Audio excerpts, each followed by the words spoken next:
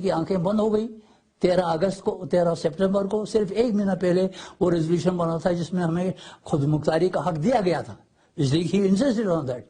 जो ही उसकी आंखें बंद हो गई, सफलता देते हुए यूनाइटेड नेशन पहुंच जाइए, इसमें तरमीम करो, इसमें से कश्मीरियों को इससे खुद मुख्तारी के हक से महरूम करो। और इंडिया को मौका मिल गया, उनको पता था कि ऐसा करने से हमें फायदा पहुंचेगा, वो बन गया। तो इसमें इसका मतलब है कि यूनाइटेड नेशन भी तो वहां पे बैठी है ना। अब देखना मसला ये है, फरीक दो हैं, अगर वो दोनों मिलते हैं, एक अदालत क्या करती है? अदालत तो यही करेगी, क्योंकि हमारी वहां कोई रिप्रेजेंटेशन नहीं थी। बदकिस्मती हमारी कि हम हमेशा कश्मीरी अपने लिए बाहर से अपने लिए आका दरामद करते रहे। और मैं हमेशा कहता हूं कि जब तक कश्मीरी ये बाहर से आका दरामद करने की ये रविश को तर्क न करें, कश्मीर आज़ाद नहीं हो सकता। उन्होंने शेख अब्दुल्ला दौड़ता हुआ गया दिल्ली, उसने बुलाया इंडिया को, ये दौड़ते हुए आया इधर, इन्होंने बुलाया पाकिस्तान को। अब जब कश्मीरी ही अपने लिए यानी आका वो कर रहे हैं तो यूनाइटेड नेशन क्या करेगी? क्या वहां इंडिया की वकालत करने शेख अब्दुल्ला नहीं पहुंचा? क्या पाकिस्तान की वकालत करने के लिए सरदार कयूम नहीं पहुंचा, इब्राहिम नहीं पहुंचा? तो नतीजा ये है कि एक जज के सामने दोनों पार्टियां कहते हैं हम ये चाहते हैं, जज क्या करेगा? कानून के तहत उसने दोनों पार्टियों को मानना है। उसके बावजूद मैं कहता हूं कि जज अगर वाकई एक कॉन्शियस आदमी है, एक बाज़मीर आदमी है, उसको अगर एहसास हो कि इन दोनों की वजह से किसी तीसरे को नुकसान पहुंच रहा है, उसको इंटरवीन करना चाहिए।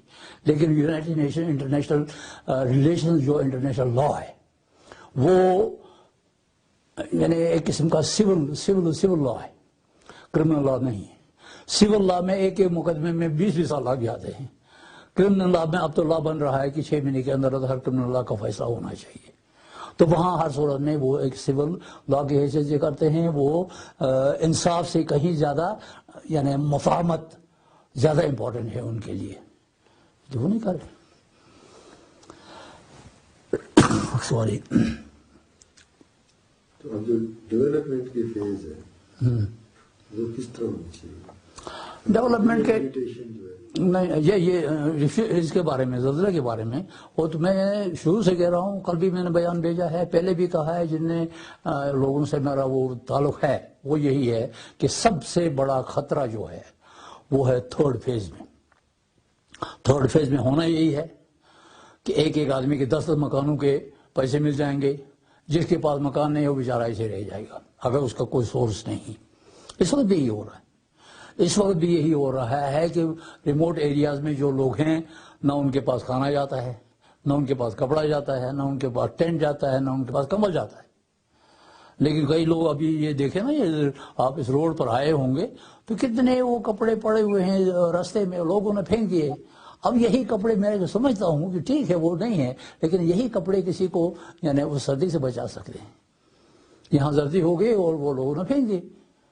इस तरह ये मिस एडमिनिस्ट्रेशन होती है। तो मिस एडमिनिस्ट्रेशन का कहीं ज्यादा एहतमाल है थर्ड फेज में, और वो मिस एडमिनिस्ट्रेशन के जो रिजल्ट होंगे वो परमानेंट होंगे, वो टेम्परेरी नहीं।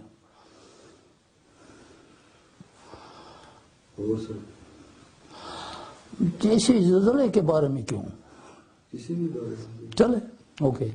बहरहाल मेरी यही है कि 3 फेज होना चाहिए, तीनों में एडमिनिस्ट्रेशन होना चाहिए, खुलूस होना चाहिए, इंतज़ाम होना चाहिए और प्लानिंग होनी चाहिए। इस ज़लज़ले के तहरीक आज़ादी पे क्या असर है? ज़लज़ले के वो मैं कहता हूँ हो सकता है कि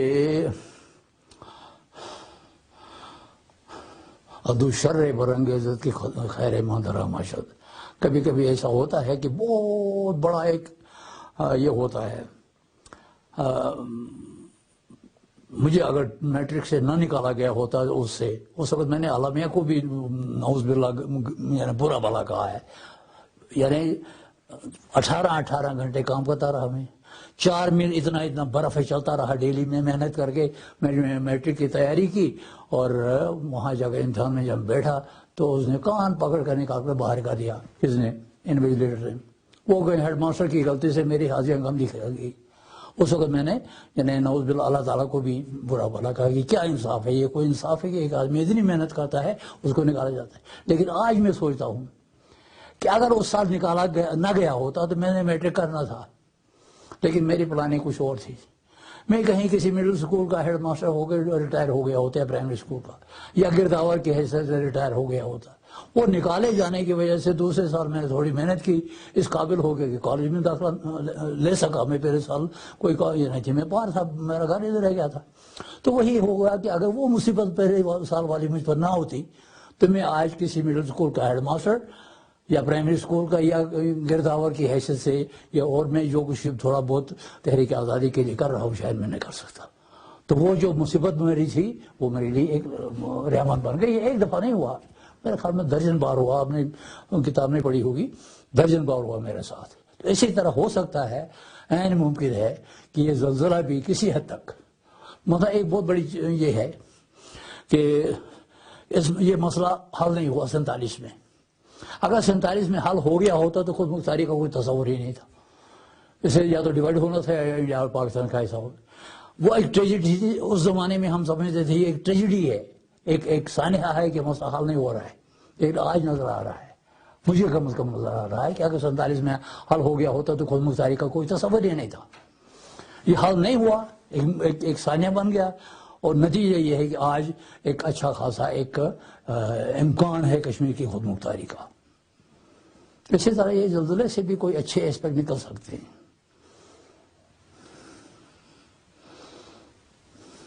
بس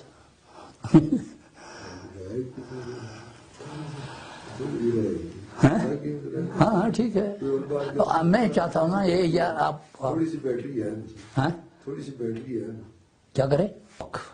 میری جو یہ ایک وہ ہے نا ایک اپنے میں ایک چھوٹی سی ایک کمی محسوس کر رہا ہوں کہ میری آئیڈیالوجی کو وہ پروجیکشن نہیں ملا ہے جو اسے ملنا چاہیے تھا، جو اسے ملنا چاہیے تھا. جو اس کے پیچھے ایک ڈیپتھ ہے، ایک گہرائی ہے، ایک فلسفہ ہے، ایک تھیوری ہے. وہ تھیوری بدقسمتی سے یا تو مجھ پہ کوئی کمزوری ہے یا کیا ہے، یا میرے دوست ایسے نہیں ہیں جو اس کو آگے پروجیکٹ کر سکے.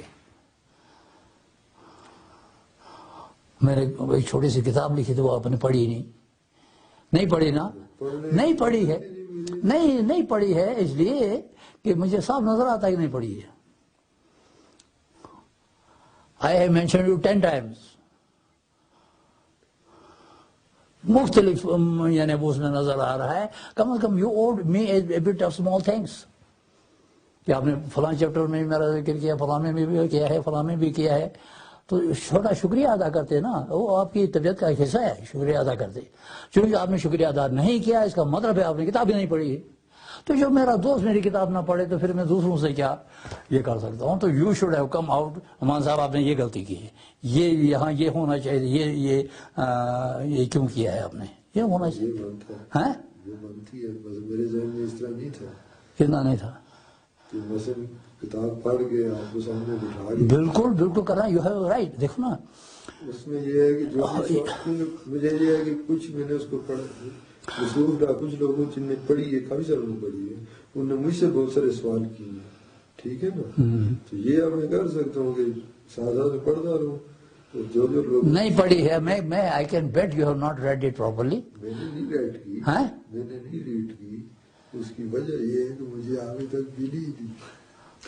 آپ پوچھے آپ موٹے سے پوچھے. میں نے ٹیلی فون کر کے حمید بٹ کو کہا کہ اس کا رہ گیا ہے کاپی. موٹے سے خریدی میں نے، وہ جو ہے نا آپ پوچھے حلفاً پوچھے حمید بٹ سے. میں نے پنڈی سے فون کیا، بھائی میں لے یہ بتایا تھا مجھے. ہاں میں نے کہا تم اپنی کاپی دے دو ان کو، میں بعد میں آپ کو دے دوں گا. بہرحال میں حاصل کر لوں گا. نہیں میں یہ نہیں کہہ رہا، چھوڑ بھائی. میں یہ